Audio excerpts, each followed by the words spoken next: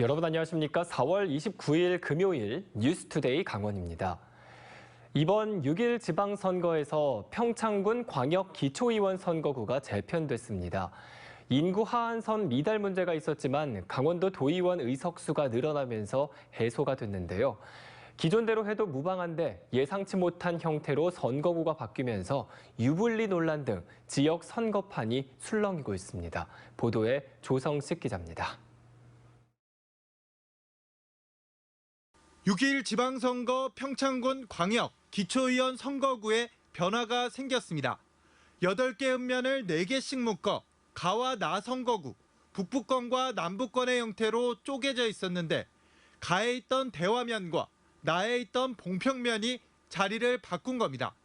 선거구 조정 얘기가 나온 것은 인구 하한선 미달 문제 때문. 평창읍과 미탄, 박림과 대화 선거구의 인구는 지난해 10월 말 기준 17,807명으로 도내 인구 하한선 18,753명에 못 미쳐 조정 대상에 이름을 올렸습니다. 이에 평창군은 2개 선거구를 유지하기 위해 나 선거구에 있는 용평면을 가 선거구로 옮기는 의견을 강원도에 제출하기도 했습니다.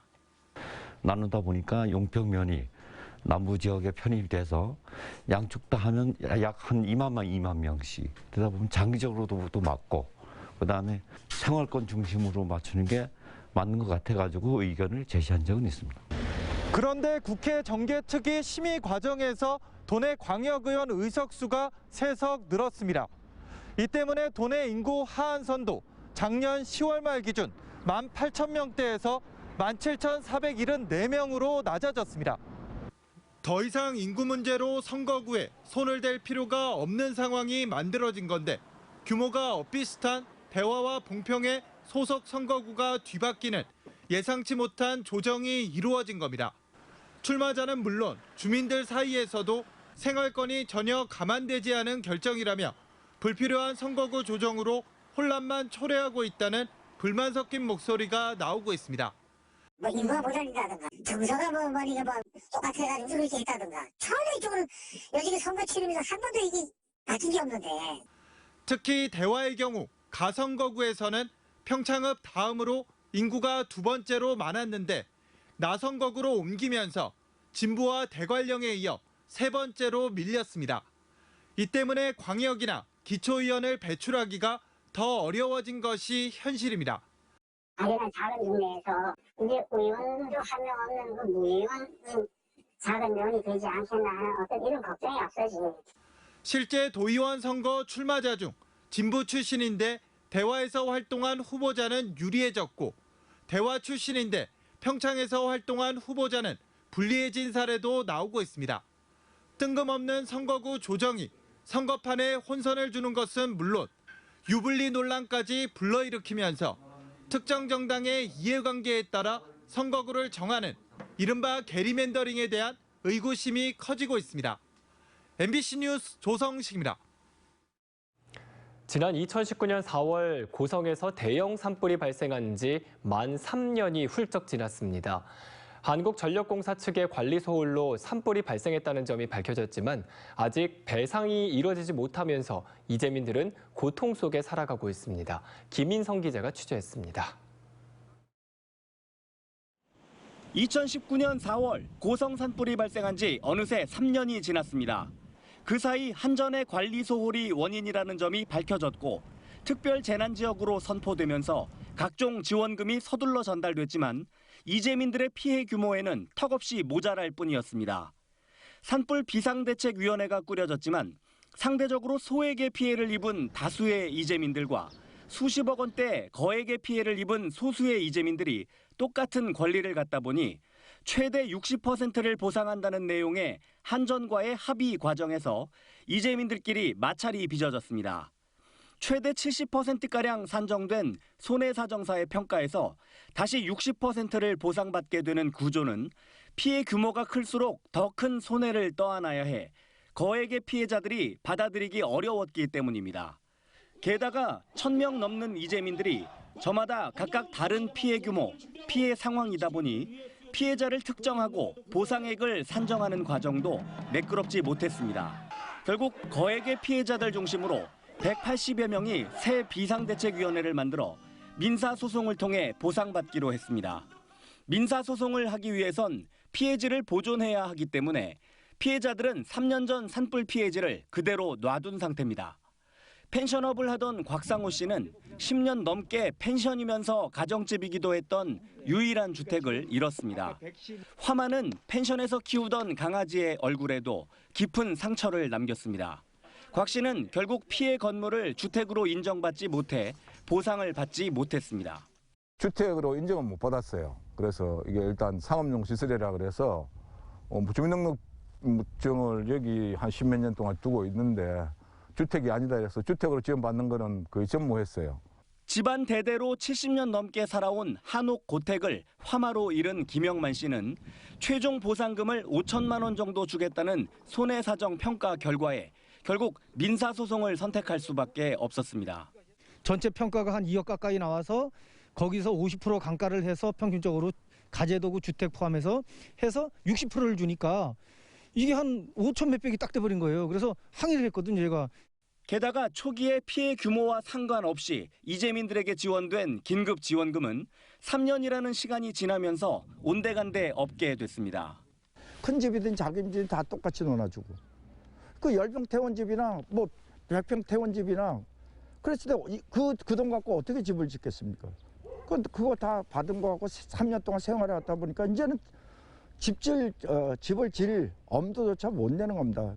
참혹한 산불 현장을 겪은 뒤 3년째 트라우마를 겪고 있는 이재민도 많습니다. 바람만 불면 잠을 못 자요.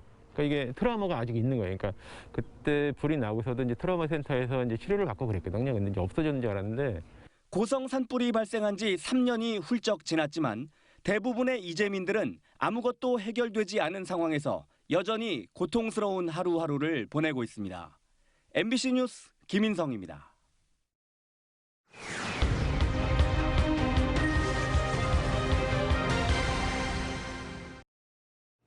네, 제보는 MBC 시간입니다. 지난주부터 춘천시가 일상회복 지원금 접수를 시작했습니다. 주민등록상 재외국민까지 모든 시민들이 대상인데요. 그런데 결혼 이민자가 신청하려고 보니 거절됐다는 제보가 접수됐습니다. 어떻게 된 일인지 이송미 기자가 취재했습니다. 지난 2008년부터 춘천에서 살고 있는 결혼 이민자 한모 씨. 춘천시가 지급한다는 일상회복지원금을 신청하기 위해 나야나 온라인 앱에 가입했습니다. 그런데 본인 인증 절차에서 강원도민이 아니라는 이유로 거절됐습니다. 일시적인 오류가 아닐까 하는 마음에 이번엔 춘천시 홈페이지에서 대상 자격 조회를 해봤지만 역시 조회 결과가 없다는 메시지가 떴습니다. 나야나 앱으로 신청했더니 제 거는 그거 안 나와요. 강원도민이 아니라는 거 떴어요. 결혼 이민자 단체 채팅방에서도 일상회복지원금에서 거절됐다는 사례가 이어지자 한 씨는 춘천시에 직접 문의했습니다. 춘천시는 온라인상으로는 외국인 데이터가 아예 없기 때문에 이의 제기를 하면 지급하겠다는 황당한 답변을 내놨습니다. 이게 뭔가 그 외국인 그 데이터를 그 시에서 갖고 있진 않다고 하시거든요. 그런데 이런 상황, 이번이 처음이 아닙니다. 2년 전 춘천시에서 자체 긴급재난지원금을 지급했을 때도 결혼 이민자 등 법적 외국인은 온라인 신청에서 제외됐습니다. 그때도 결국 한 씨의 남편이 직접 행정복지센터를 찾아가 이의 제기를 한 후에야 지원금을 받을 수 있었습니다. 그거 안 된다는 거 항의했었어요. 왜 와이프는 내 건 동의하고 이거는 되고 와이프 건 안 되냐고 항의했었어요. 춘천시는 내국인 정보만을 보유하고 있는 행정안전부의 전산망을 사용하고 있어 외국인은 온라인망으로는 확인이 안 된다고 해명했습니다. 행정복지센터를 찾아가 이의 제기를 하면 선불카드로 받을 수 있다는데 홍보 전단지에서조차 정보는 없습니다. 반면 경기도 등 다른 지자체에서는 외국인 등록번호 입력 등의 절차를 거쳐 온라인으로 지원금 신청을 받고 있습니다. 온라인으로 경기도 외국인 재난기본소득을 신청하는 방법에 관해 알려드리겠습니다. 사회 소수를 꼼꼼하게 배려하지 않는 소극적인 행정 탓에 결혼 이민자 등 법적 외국인이 차별받는 상황이 되풀이되고 있습니다. MBC 뉴스 이송미입니다. 외국산 돼지갈비를 국내산으로 속여 음식점에 판매한 유통업자가 적발됐습니다. 무려 3억 원어치가 강원 지역 식당에 유통됐는데요. 코로나19 자가검진 키트처럼 새롭게 개발된 국내산 돼지고기 검정 키트를 피하지 못했습니다. 이승현 기자가 보도합니다. 춘천의 돼지고기 손질 작업장. 손질하고 남은 돼지고기가 종이 상자에 담겨 바닥에 방치돼 있습니다. 뒷마당에는 고기가 상온에 그대로 노출돼 있습니다. 냉동고에 가득 쌓인 돼지고기 상자에는 칠레산이라고 적혀 있습니다. 그런데 식당에 납품한 거래 명세표에는 국내산으로 둔갑돼 있습니다. 영수증에 적어주셨어 밑에다 기억나세요? 네. 근데 맞는 게 없어. 그럼 뭘 적어주신 거예요? 국립농산물품질관리원은 2개월에 걸친 추적 끝에 외국산 돼지고기 26톤을 국내산으로 속여 판매한 춘천 지역 40대 유통업자를 적발했습니다. 국내산 돼지갈비와 외국산 돼지갈비입니다. 육안으로 봐서는 구분이 쉽지 않습니다. 유통업자는 이 점을 노리고 춘천과 화천, 인제 등 식당 4곳에 가짜 국내산 돼지갈비 3억 원어치를 판매했습니다. 돼지갈비 맛이 이상하다라는 신고를 받은 단속반원이 고기를 납품받은 피해 식당에서 시료를 채취해 원산지 표시 위반 사실을 적발했습니다. 그 돼지갈비 같은 경우에는 그 생고기가 아니기 때문에 그 가져와서 물에다 세척한 다음에 분석을 해서 분석에 따라서 돼지고기 원산지가 뒤바뀐 사실을 어떻게 확인했을까? 코로나19 자가키트와 비슷한 검정키트에 돼지고기를 담근 희석액을 넣으면 국내산은 2줄, 외국산은 1줄이 나옵니다. 국내산 돼지들은 백신 접종을 통해 돼지 열병 항체를 갖고 있다는 점에 착안해 만든 원산지 검정키트인데 현장에서도 돼지고기 원산지를 쉽고 정확하게 확인할 수 있습니다.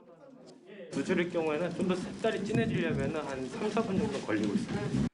품질관리원은 적발된 유통업자의 진술보다 더 많은 양의 가짜 국내산 돼지갈비가 시중에 유통된 것으로 보고 추가 수사를 진행하고 있습니다. MBC 뉴스 이승현입니다. 강원도 교육감 선거를 앞두고 전교조와 비전교조 간 갈등이 불거지고 있습니다. 전교조 강원지부는 범보수 진영 후보들에게 반전교조 정책연대를 제안한 조백송 예비후보가 고교 평준화와 무상급식 등 전국 교육계 변화를 선도한 강원교육에 모멸감을 줬다며 민형사상 책임을 묻겠다고 했습니다.